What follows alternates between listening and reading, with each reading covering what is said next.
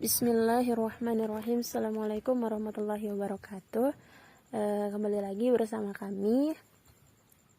Di sini saya dengan teman-teman kelompok saya akan menjelaskan tentang arsitektur sistem data terdistribusi, yang dimana dengan saya sendiri, Atri Kaisa, dengan NIM 18.01.013.027. Nah, slide yang pertama di sini saya akan menjelaskan tentang deskripsi umum arsitektur sistem data terdistribusi, yang dimana arsitektur sistem data terdistribusi ini merupakan suatu proses rancangan berupa komponen-komponen suatu sistem yang mengidentifikasi komponen berupa sistem dan data beserta fungsinya masing-masing. Nah, konektivitas atau hubungan antara komponen dan mendeskripsikan pemetaan fungsionalitas ke dalam komponen tersebut. Kemudian di slide kedua ada klarifikasi arsitektur sistem data terdistribusi. Nah, di sini saya sudah mengambil ada 3 alternatif pendekatan untuk membedakan fungsi DBMS. Yang pertama ada client server, kemudian collaboration server, dan middleware. Nah, di sini saya akan membedahnya satu-satu, yang dimana client server ini memiliki satu atau lebih proses client dan satu atau lebih proses server. Kemudian proses client dapat mengirim query ke sembarang proses server, sehingga server akan lebih banyak bekerja, yang dimana transaksi, kemudian penyimpanan, dan optimasi. Nah, yang kedua ada collaboration server, yaitu sistem ini terdapat sekumpulan server basis data yang menjalankan transaksi data lokal yang bekerja sama mengakses transaksi pada beberapa server. Kemudian yang ketiga middleware, yang dimana middleware ini dirancang untuk memungkinkan satu query dijalankan pada multi-file server dengan server-server basis data tidak mengelola eksekusi pada multi tempat. Nah, itu penjelasan dari saya. Sekian dari saya, akan dilanjutkan. Assalamualaikum warahmatullahi wabarakatuh. Perkenalkan, nama saya Desiana Puspita. Di sini saya akan menjelaskan tentang komponen arsitektur distribusi database management system. Yang pertama ada komponen DBMS lokal.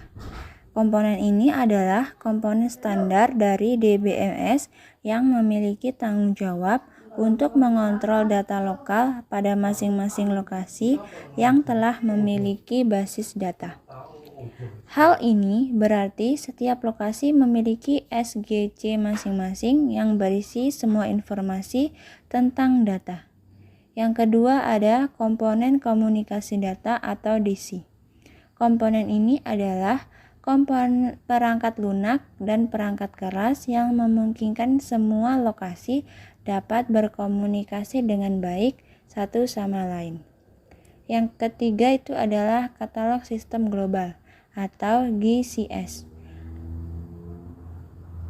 GCS memiliki kesamaan fungsi dengan sistem katalog pada tersentralisasi.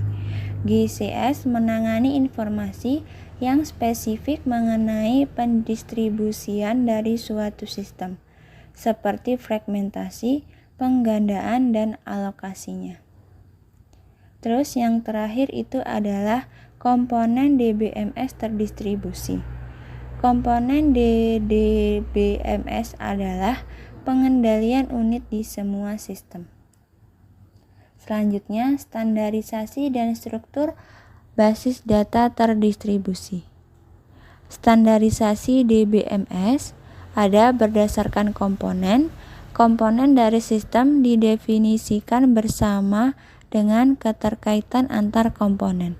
Suatu DBMS terdiri dari sejumlah komponen, masing-masing menyediakan beberapa fungsi. berdasarkan fungsi. Kelas-kelas yang berbeda dari pengguna diidentifikasi dan fungsi bahwa sistem akan melakukan untuk masing-masing kelas didefinisikan. Ada berdasarkan data, jenis data yang berbeda diidentifikasi, dan sebuah kerangka kerja arsitektur ditentukan yang mendefinisikan unit fungsional yang akan menyadari atau menggunakan data sesuai dengan pandangan yang berbeda. Terima kasih sudah mendengarkan penjelasan saya. Selanjutnya akan dijelaskan oleh teman saya, yaitu Indah Putriyanti. Selanjutnya, standarisasi DBMS arsitektur ANSI atau SPARC.